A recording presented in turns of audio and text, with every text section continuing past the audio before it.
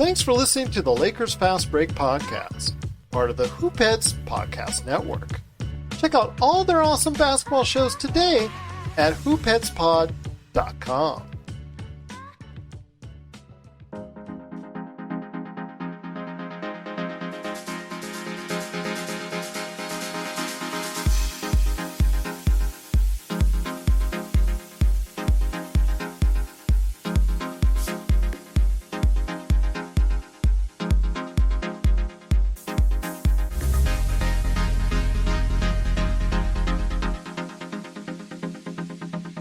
All right, now we're back for another episode of the Lakers Fast Break podcast. It's Gerald Glassford coming right back at you here from Lakers Fast Break. Pop Culture Cosmos, Game Source, and Inside Sports Fantasy Football. We truly appreciate you listening to all of our great shows. And if you can, please give us a 5-star review on Apple Podcasts. Plus, if you can like, share, subscribe, follow, or do anything that you can to support us right here at the Lakers Fast Break and our new home at the Hoopheads Podcast Network, it is sincerely appreciated. Check out all the great shows that they have at hoopheadspod.com. Well, this is about what we were expecting performances like today, with LeBron out of the lineup indefinitely with a high ankle sprain. AD still out of the lineup. Marc Gasol not in there. Unfortunately, this is probably what we're going to be getting a lot of the time, because the Lakers, they gave it a gallant effort for 3 quarters, but just ran out of gas, as the Lakers did unfortunately lose 111-94. And again, it just came down to just not having enough bodies that could go ahead and put the ball in the basket. Offensively, we're challenged even more. 20% from the three-point area. That's not going to get it done. Only 5 made three-pointers all game long. Got it handed to, again, Montrezl Harrell, 23 points, 10 rebounds, 10-13. THT, not the greatest shooting day in the world, 6-16, but he's putting up shots, 17 points for him. Schroeder, very efficient again, 22 points, but really as a distributor and a playmaker, couldn't really get it done. Only, I think, 3 assists. And Kuzma, again, a poor shooting performance back-to-back. It's 5-16 for 13 points. Not exactly the greatest numbers. Everybody else, I mean, Wes Matthews, that got the big donut. KCP, again, with a disappointing performance. Alex Caruso struggling as well. So the offense is a major issue. And with AD and LeBron out of the lineup, it's really going to be hard for us to manufacture points. But here today to talk about today's game and also the hopes we have that the Lakers might have some semblance of reality as far as the rest of the season is concerned, at least for the next few weeks, is a good man indeed. You got to check out what he's doing today at medium.com on his own website, and then also be part of the conversation today at Lakerholics.com. It is my good friend, Mr. LakerTom. And LakerTom, at least UCLA is winning. Mm-hmm. We're going to see another, at least in the minimum, in the best case scenario, 10 more of these games. In the worst case scenario, 20 of them. There's only 29 games left in the season. So these games, when you don't have LeBron and you don't have Anthony in the lineup, really tell you what the NBA is all about. And Eddie Johnson had it right when near the end of the game. I was listening, obviously, to the League Pass version of the game, which has the Suns announcers. And Eddie Johnson's always been a favorite of mine. Oh, I love him on SiriusXM. Absolutely. Yeah, I listen to him on SiriusXM all the time, too. And he basically said, the league is a league of stars. And stars are what carry you. And the Suns had their versions of the stars in, and the Lakers didn't have their versions of the stars. I think you could say that the closest thing that the Lakers have to a third star at this point in time is Montrezl Harrell. He was a man among the boys on our team, basically. I like how he competes. I like how he's, even against a 7-footer like Ayton, he's getting in there. He's fighting. He shot 10 for 13, got 10 rebounds. He did his part. The problem is that other players on the Lakers team didn't do their part. We saw, Kuzma couldn't hit his shots. He at least made 6 assists.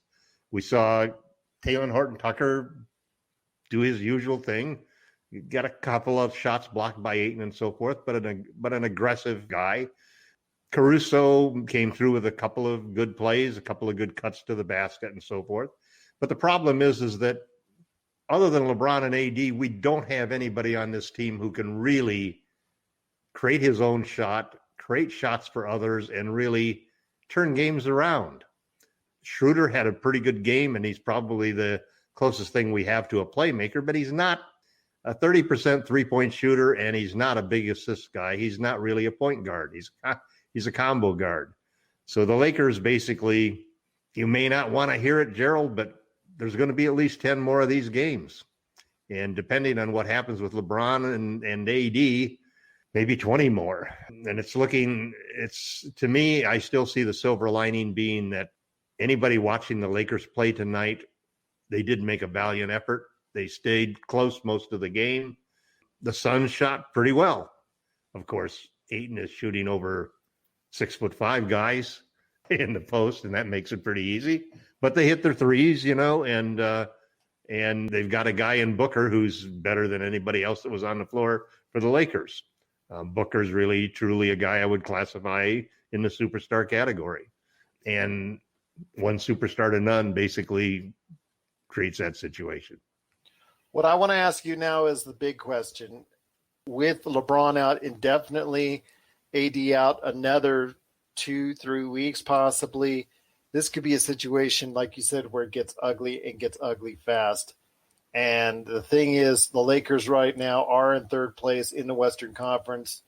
As we talk about this, 28-15, when AD and LeBron are both in the lineup once again, which could be at this point, 20 games from now?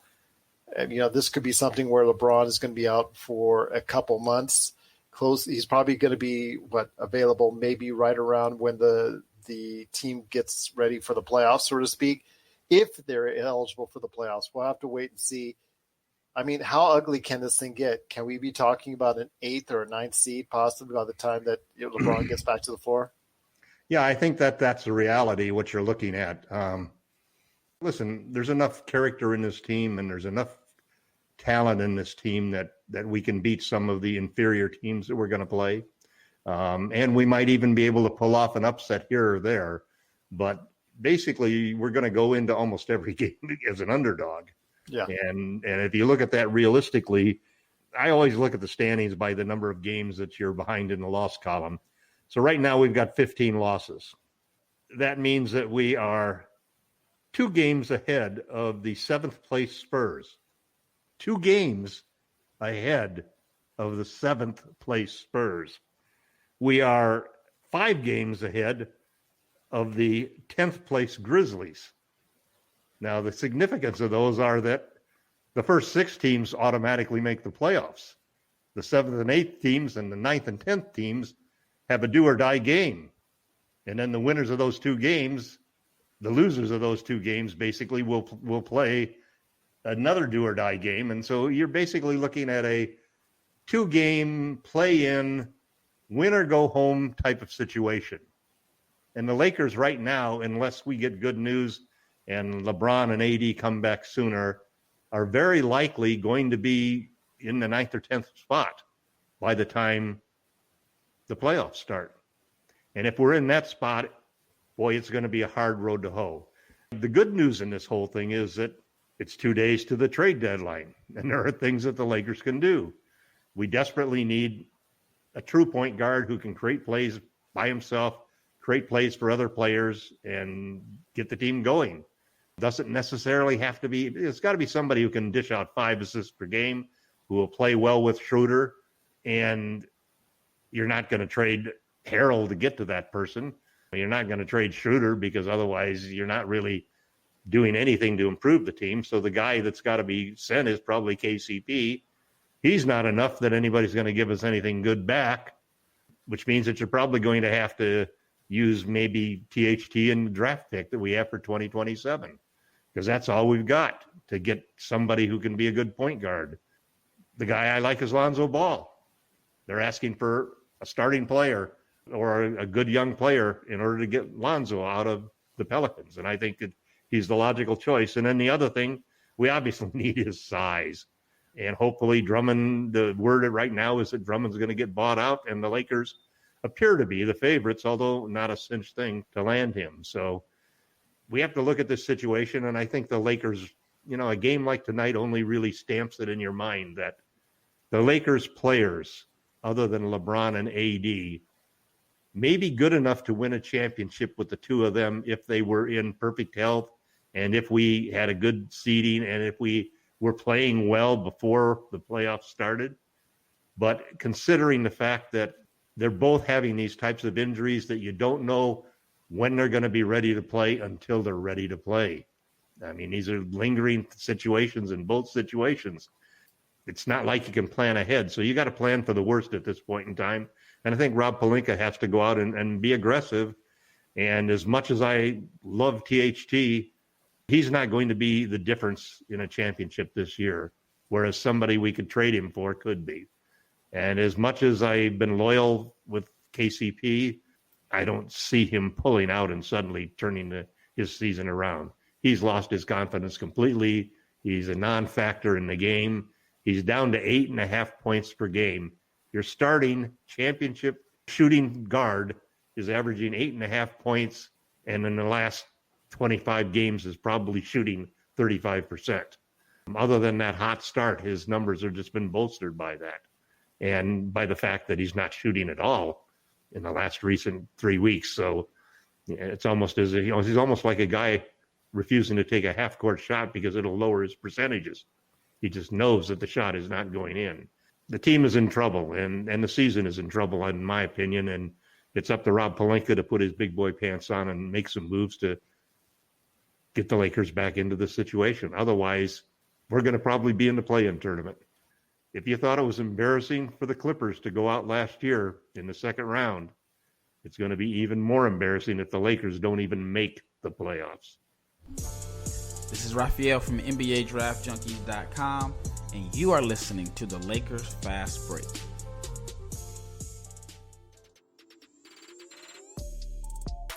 Hey, hoopheads, we all hate ankle sprains, and they happen way too often. Ankle injuries are the #1 sports-related injury.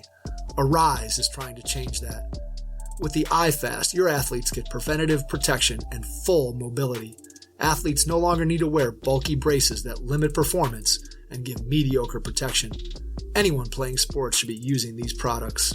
Keep your athletes in the game. Don't wait for them to get hurt to take action. Visit www.arise.com, spelled ARYSE, and use the code HOOPHEADS to get 20% off the future of performance. That's ARYSE.com with promo code HOOPHEADS to get 20% off.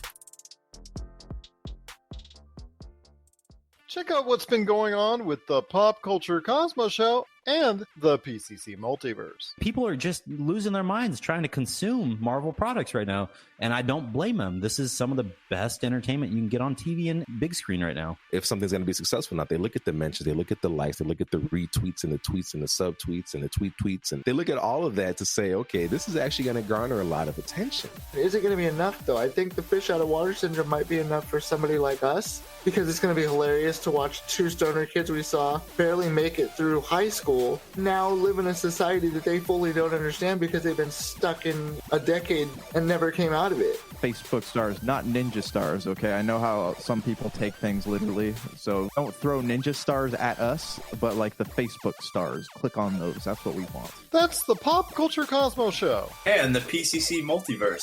Catch our shows on Worldwide Radio 7 days a week and wherever you get your podcasts. Before we head on out, my friend, I know you're still going to cover a lot of things this week with the trade deadline. I'm also looking as well to go ahead and cover the trade deadline out there because it's always the most interesting time of the year. For me and for you, it's NBA draft and NBA trade deadline. Those are always the great times of year for NBA fans. Free agency, playoffs, always these fun times. So it is coming up on us this year, and this week is going to be a very fun time. Even if there's not any big names that are going to be traded, there's always some fun trades that will go down.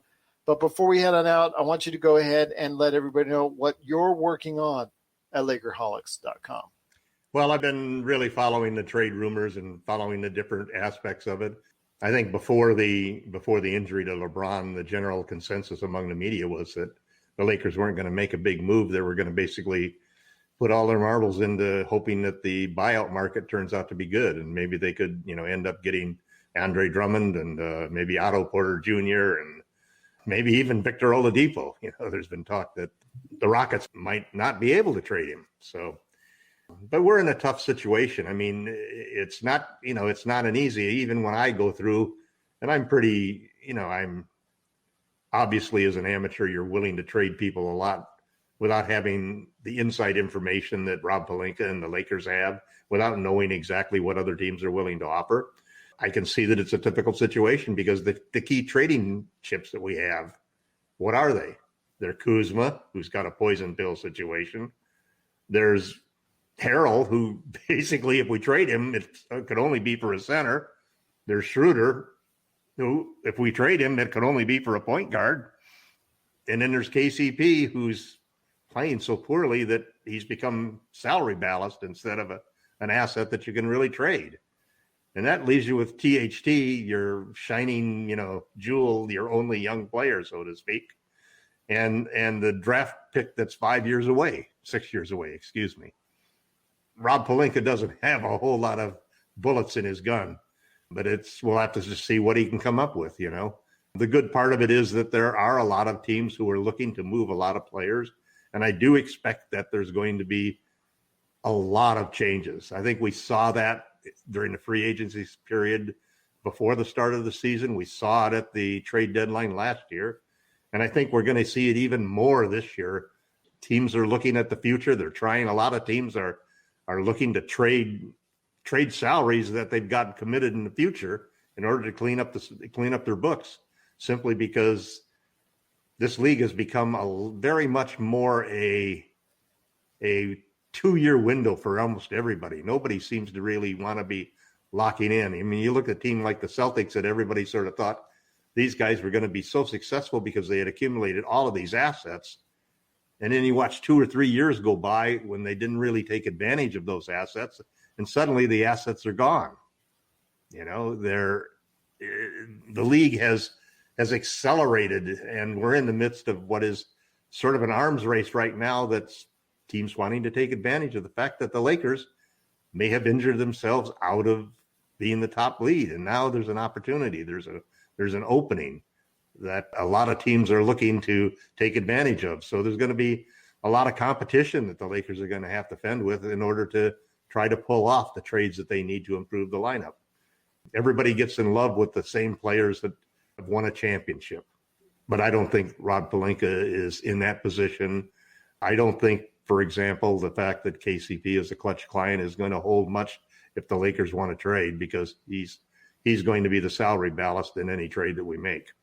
So, you just have to hope as a Laker fan that you trust in Rob to do the job. He's done a great job so far. And, I wished we'd gotten more shooting, more 3-point volume shooting in the last off season.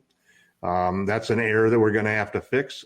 In retrospect, I think that you were probably more right than I was. I thought that I was hopeful that Gasol and Harrell would be able to give us better rim protection and defense than they have. And that hasn't turned out as well as I expected. I think Harrell has been magnificent on offense, especially since we've started using him in a more intelligent manner, sort of copying what the Clippers did with him and running a lot of pick and rolls. And I saw some good movement in the second half when we cut it down to 8 points a couple of times. What we don't have, though, is we don't have the guy when you cut it down to 8 points and you get the ball back and you go down the court. We don't have the guy that we can give the ball to make sure that we get 2 more points or 3 more points and get it down to 5 or 6 points so that you can really put pressure on. And at the same time, at the other end, when you're playing as small as you are and they've got somebody like Ayton and a superstar like Booker, it's pretty hard to get a stop. You don't have the size to really contend inside. And it was one of those nights, too, where every time we seemed to tip a ball, it would go to a 3-point shooter who was wide open. We'll see what happens in the next couple of days. It's going to be exciting. I guess our next game is Monday, Wednesday? No, it can't be Monday. That'd be 3 days in a row, my friend. That's not. Oh, okay. They're at New Orleans on. They're at New Orleans on Tuesday night. Yeah. I'd love to see Lonzo in a Laker uniform on Tuesday night. You and your infatuation with the balls. But again, BBB. Lonzo is the perfect fit for this team for a lot of reasons. And I'm sorry to hear about the news as far as that's terrible about LaMelo. LaMelo Ball suffering a fractured wrist or a fractured bone in his wrist, and it looks like his season is done. And maybe his Rookie of the Year award, too. Yeah, maybe his Rookie Year award. We'll have to wait and see on that. But again, LakerTom has a lot of articles on the queue coming up this week, and we'll see with the trading deadline if Rob Pelinka does put on his big boy pants. We'll see if that happens. We'll see if there's any changes that are made. Damian Jones was let go. He was not retained, which I think was something, irregardless of whether LeBron was going to be healthy or not healthy, was something that I think was. Yeah, they didn't want to. They would have had to commit to him for the rest of the year. And I don't think we have a roster spot, and they can't afford to do that at this point in time. No, he's not worth it, unfortunately. Nice kid, but just not enough strength, and there's just really outside of a little bit of rim protection, couldn't give you much more. But again, the Lakers, unfortunately, came up short today. Very gallant effort, but 111-94. Not enough shooting, 20% from the three-point area, under 50% from the field, and under 75% from the free throw line. That adds up to a very bad game equation-wise. And again, like you said, DeAndre Ayton and Devin Booker, over 20 points apiece. Very solid game from Phoenix. And again, they kicked it into gear in the fourth quarter, and that's all they had to do. But we will be back over the course of the next week to talk about everything going on with the trade deadline. We'll obviously be back after the Lakers game on Tuesday at New Orleans, who just won at Denver, which is a very impressive win. So we don't even know which New Orleans team we're going to get because they're a Jekyll and Hyde team for sure. So we might be their trap game. And there'll be changes by then because I think most of the moves that are going to be made will be made by the time by the time we have the podcast. I don't know. I'm thinking the day after. What is the deadline? Is it a certain Thursday? It's the 24th. It's 23rd, I thought. 25th. It's Thursday, the 25th. So it's midnight on Thursday, the 20th? No, it's actually like 1 p.m., 12 or 1 p.m. our time out in the West Coast. It's, I think they allow for anybody that's trying to conduct a trade at that point in time to go a little bit over, but I think it's 12 or 1 p.m. on our time on Thursday. So, yeah, I say Wednesday is going to be the day that a lot of action is happening. And even on Thursday, there's going to be a lot of trades there as well. So go ahead and stay tuned to us right here at the Lakers Fast Break. But we will be coming back at you starting on Tuesday for the Lakers and New Orleans. Plus, we'll be coming back with some specials. On Wednesday, we're going to come back with a trade deadline special. And also on Thursday with thoughts because the Lakers are also playing on Thursday. They will be at home against Philadelphia on Thursday. So we'll go ahead and wrap up the trade deadline for you on Thursday as well. But again, stay tuned to us for all the latest action. And we thank you so much for listening and watching. Once again, check us out on the Hoopheads Podcast Network. Check all the great shows that they have at hoopheadspod.com. Don't forget to be part of the conversation at Lakerholics.com today. And then also, Pop Culture Cosmos, we dropped another show. So if you like your pop culture, go ahead and check out the latest episode of Pop Culture Cosmos as well. But again, the Lakers, unfortunately, didn't pull it out in Phoenix. They fell a little short, 111-94 against the Phoenix Suns. But we will be back on Tuesday night to wrap up the game right here at the Lakers Fast Break Podcast.